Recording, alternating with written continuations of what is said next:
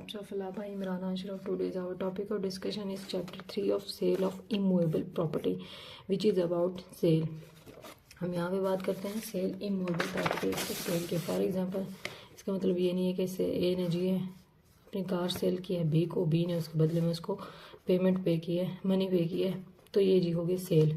ऐसा नहीं है. ये अकॉर्डिंग टू ये सेल जो है कॉन्ट्रैक्ट एक्ट के अकॉर्डिंग सेल है, लेकिन हमने सेल को किसको अकॉर्डिंग देखना है, ट्रांसफ़र ऑफ प्रॉपर्टी एक्ट के आगे देखना है. ट्रांसफ़र ऑफ प्रॉपर्टी एक्ट में हम सेल की किस बात की सेल किस प्रॉपर्टी की बात करते हैं, इमूवेबल प्रॉपर्टी की सेल की बात करते हैं.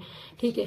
फर्स्ट ऑफ ऑल हम देखते हैं सेक्शन 54 के अकॉर्डिंग सेल होती क्या है. Sale is the ownership is the transfer of ownership in exchange for price paid promised, और इसके बाद पार्शली पेड और partially promised. For example A ने अपना एक प्लॉट है वो किसको सेल किया है, बी को, और बी ने उसको अमाउंट दे दी है. ठीक है. पेमेंट जो है ना 25 लाख उसको दे दिए. तो ये क्या हुआ, ऑनरशिप जो है क्या करता था, ट्रांसफ़र कर देता है उस प्लॉट को जब जैसे ही वो पैसे लेता है. ठीक है. ए क्या करता है जी, जैसे ही अमाउंट लेता है ऑनरशिप किसको दे देता है, बी को दे देता है. तो ये क्या पहली कंडीशन फुलफिल हुई है, transfer of ownership for price paid. Price उसको ने जैसे पे की, ऑनरशिप उसने दे दी. फॉर एग्जांपल ए जो है यही 25 लाख पे नहीं करता और कहता है जी मैं तुम्हें ना 2 मंथ तक जो है पैसे दे दूंगा, प्रॉमिस करता है.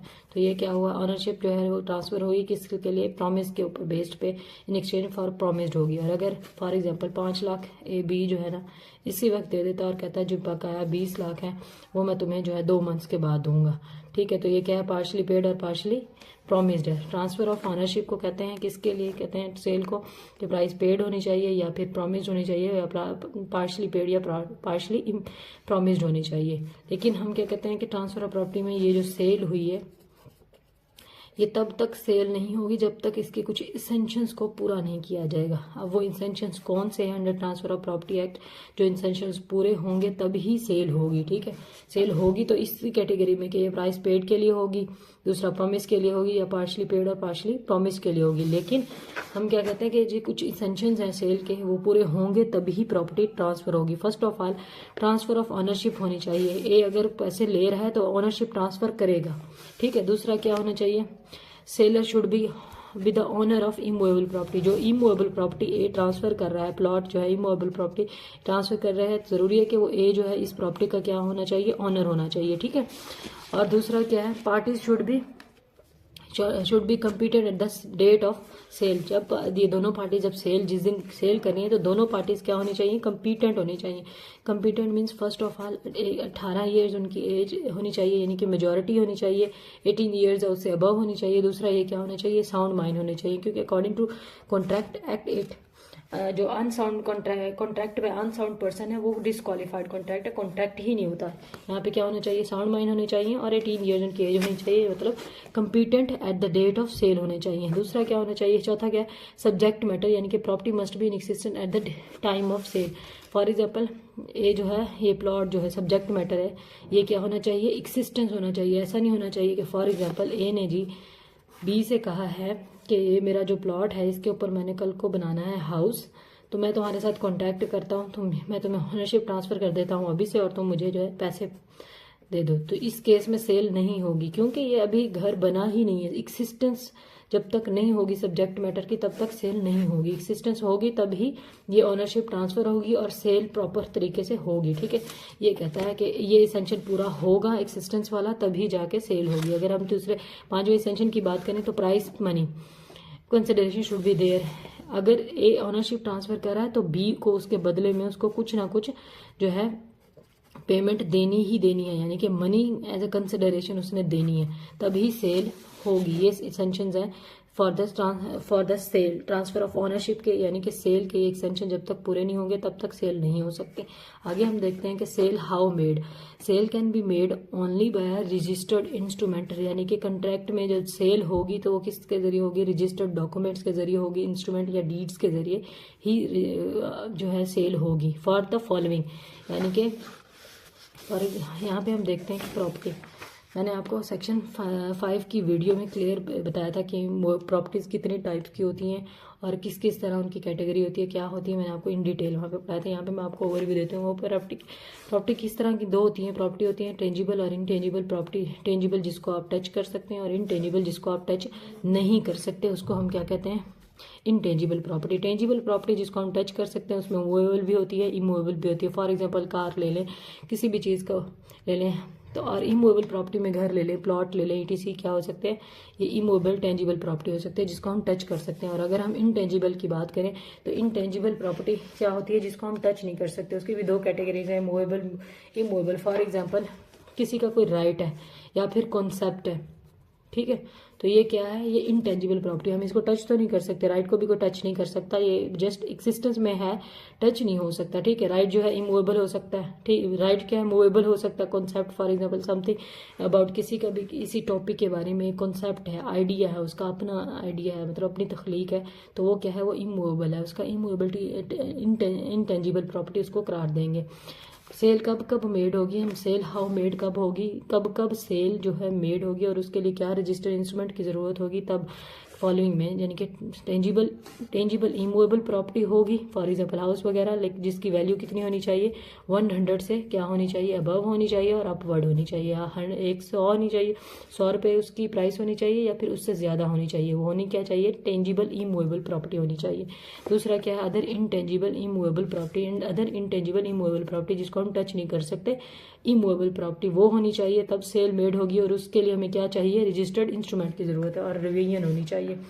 फॉर एग्जांपल हम यहाँ पे बात करते हैं कि इमूवेबल टेंजिबल प्रॉपर्टी, यहाँ पे हम बात करते हैं कि इमूवेबल जो है ना, टेंजिबल प्रॉपर्टी कौन सी होती है, immovable, intangible, immovable property. For example एक ये पूल है, ठीक है, ये पूल किसका है, ए का ये पूल है और इसके अंदर जो फिशेस वगैरह है ना, इसके अंदर जितने भी फिशेस मौजूद हैं, ये राइट ऑफ पेन देते हैं बी के पास, राइट ऑफ पेन देते हैं बी के पास कि वो क्या सकता है 2 साल के लिए इसकी जितनी भी फिशेस वगैरह इस पॉन्ड में होंगी वो उसको एक्सरसाइज कर सकता है, मीन सेल आउट करता है, सब कुछ कर सकता है। ये राइट ऑफ पेन देते हैं, मतलब किसी का राइट ऑफ पेन देते कहते हैं किसी की प्रॉपर्टी को टी में से प्रॉफिट इंजॉय करना, ठीक है, प्रॉफिट लेना, उसको क्या कहता है, राइट ऑफ पेन देते हैं। यहाँ पे राइट ऑफ पेन देते बी के पास है 2 साल के लिए। फॉर एग्जांपल जब कॉन्ट्रैक्ट हुआ है फिश में, पॉन्ड में जो है ना, फिश जो थी पूल में कितनी थी, 50 थी, लेकिन 2 साल के लिए वो पीरियड बढ़ता जाएगा। हमने कॉन्ट्रैक्ट ने क्या था, फिशेस क्या है, इमूवेबल टच नहीं कर सकता पूल में जितने भी फिशेज हैं, ठीक है। और ये जो है इमूवेबल प्रॉपर्टी किसकी है, ए की है। और इंटेंजिबल इसलिए है कि इसको हम टच नहीं कर सकते। फॉर एग्जांपल जब पूल बी ने जो बी को राइट ऑफ पेन देते मिला था, फॉर एग्जांपल इस पूल में कितनी थी, 50 फिशेज मौजूद थी। और आफ्टर 2 सालों में बी के पास क्या राइट है कि वो जितनी भी फिशेज पैदा होंगी, मतलब हालांकि पैदा नहीं हुई हैं, नॉट एक्सिस्टेंस है, जितनी भी पैदा होंगी उनके ऊपर किसका राइट होगा, बी के पास राइट टू पेन देते हैं। फॉर एग्जांपल ये बी जो है सी को ये ना राइट अपना दे देता है कि जी ये 2 साल के लिए मेरा इस पेज पे, इस पूल पे जो फिशेज हैं इस पूल के अंदर, उस पर मेरा राइट है, राइट ओपन देते हैं, तो तुम जो है ना, मैं तुम्हें ये राइट ओपन देते ट्रांसफ़र करता हूँ, सेल कर देता हूँ, ठीक है। तो ये जो ट्रांसफ़र बी जो है सी को कर रहा है अपना राइट इंटेंजिबल इमूवेबल प्रॉपर्टी का, तो ये किसके थ्रू होना चाहिए, रजिस्टर्ड इंस्ट्रूमेंट के थ्रू होना चाहिए। ये रजिस्टर्ड इंस्ट्रूमेंट के थ्रू होगा तभी सेल ये माना जाएगा ट्रांसफ़र, ठीक है। ये कहता है right of other intangible immovable property, ठीक है। रिवीजन का क्या मतलब है, फॉर एग्जांपल ए जो है बी को अपना घर दे रहा है लीज पर 2 ईयर्स के लिए। हमने कहा था कि जी प्रॉपर्टी जब होती है तो उसके ऊपर प्रॉपर्टी का क्या नाम है, प्रॉपर्टी क्या है, बंडल्स ऑफ राइट का नाम है प्रॉपर्टी। हमने कॉमन सेंस में कहा था कि प्रॉपर्टी के ऊपर जो प्रॉपर्टी क्या है, right of bundles of right का नाम है, ठीक है। फॉर एग्जांपल जैसे इंजॉयमेंट का राइट है, पोजेशन का है, इंजॉयमेंट का है, पोजेशन का है, डिस्ट्रॉय का है, ठीक है। ये सारे राइट है, ठीक है। ये सारे राइट मिलके क्या बनाते हैं, ऑनरशिप बनाते हैं।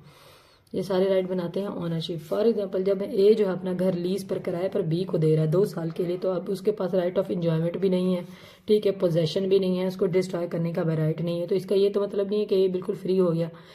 ए के पास कौन सा राइट बचता है? राइट ए के पास क्या है? रिवीजन का राइट है। जैसे ही 2 साल का ये पीरियड खत्म होगा, ये घर किसको वापस मिल जाएगा? ये ए को वापस मिल जाएगा, यानी कि रिवीजन का राइट जो है वो ए के पास है, रिवाइज होके ए के पास आ जाएगा, क्योंकि रियल ऑनर ए ही है। ठीक है, ऑनर क्या है? ए ही है। ए क्या करता है? ये 2 साल की कॉन्ट्रैक्ट होने के बाद भी ये क्या करता है? ये सेल कर देता है सी को कि जी ये 2 साल के लिए मैंने लीज पे घर दिए हुए, जैसे ही ये मिलेगा तो मैं तुम्हें ये जो पूरा कॉन्ट्रैक्ट है, ये जैसे ही राइट ऑफ रिवीजन जो मेरे पास है 2 साल के बाद ये घर मुझे मिल जाएगा, मैं वो तुम्हें सेल करता हूँ, ट्रांसफर करना चाहता हूँ।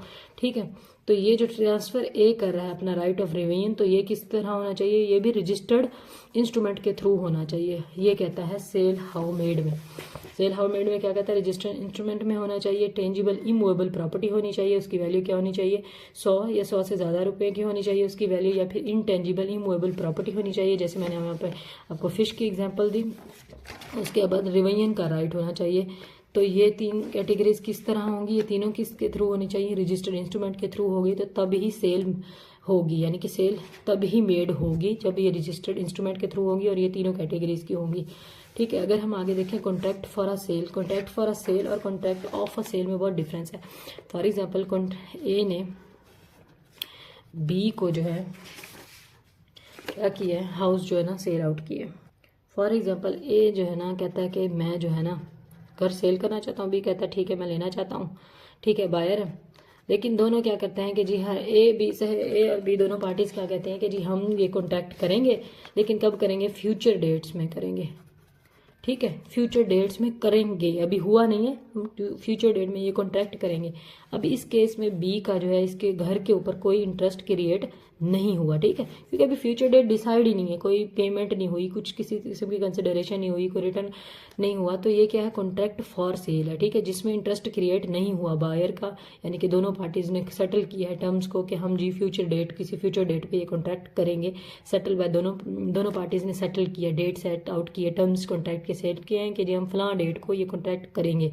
लेकिन अभी इंटरेस्ट बी का क्या है? इस हाउस पे नहीं क्रिएट हुआ। अकॉर्डिंग ये क्या है? कॉन्ट्रैक्ट फॉर सेल है। ठीक है, अगर हम फॉर एग्जांपल ए ने सेल किया अपना हाउस बी को दिया है और बी ने कहा है कि जी मैं तुम्हें 2 मंथ के बाद ना पेमेंट दे दूंगा।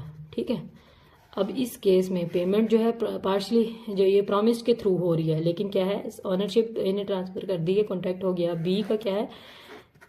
इस घर में क्या हो जाए? इंटरेस्ट क्रिएट हो चुका है, चाहे वो पेमेंट लेट करे नो इशू, लेकिन वो क्या है? इंटरेस्ट बी का इसमें क्रिएट हो चुका है। तो ये क्या है?